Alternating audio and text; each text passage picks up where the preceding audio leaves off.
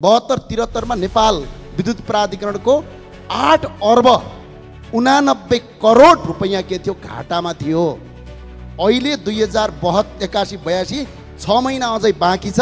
11 अर्ब 36 करोड फाइदा छ।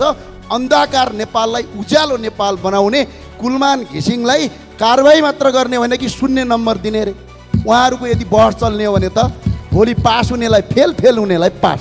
यो कस्तो हो? त्यही भएर कुलमान घिसिङलाई हटाउने जुन प्रपञ्च यहाँ गरिँदैछ र मन्त्री परिषदको निर्णय हुँदैछ भन्न सुन्नमा आएको छ।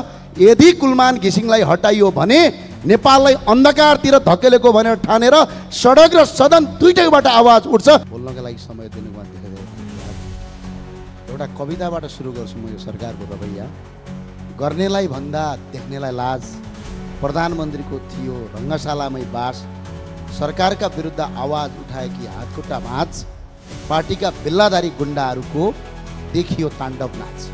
सम्माननीय सभामुखहरू, रङ्गशालामा यही फागुन 19 गते प्रधानमन्त्रीको नाममा खेलकुद आयोजना गर्ने, दर्शक दिग्रामा बसेका मान्छेले बोल्यो भन्दै प्रधानमन्त्रीकै पार्टीका बेल्लाधारी गुण्डाहरूले मान्छे कुट्ने, प्रहरी पीडितलाई बचाउनुको सट्टा कुट्न सघाउने, वाह गृहमन्त्रीज्यू, वाह प्रधानमन्त्रीज्यू, यो तिम्रो कस्तो लोकतन्त्र, यो तिम्रो कस्तो प्रजातन्त्रको अभ्यास गरिराख्नु भएको छ।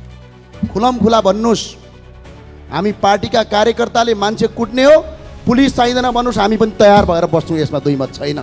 तर विधिको शासन खै, आज बिपीको सपना खै, आज मदन भण्डारीको सपना खै।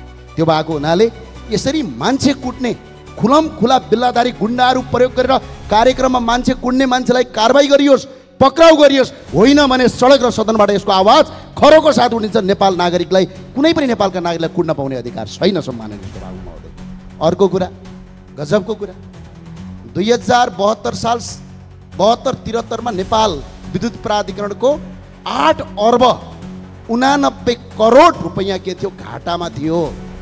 अहिले 2082-82 6 महिना अझै बाँकी छ। 11 अर्ब 36 करोड फाइदा छ। अन्धकार नेपाललाई उज्यालो नेपाल बनाउने कुलमान घिसिङलाई कारबाही मात्र गर्ने होइन कि शून्य नम्बर दिने रे।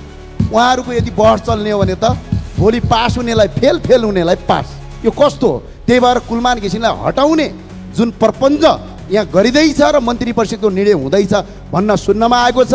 यदि कुलमान घिसिङलाई हटाइयो भने नेपाललाई अन्धकारतिर धकेलेको भनेर ठानेर सडक र सदन दुईटैबाट आवाज उठ्छ। यसको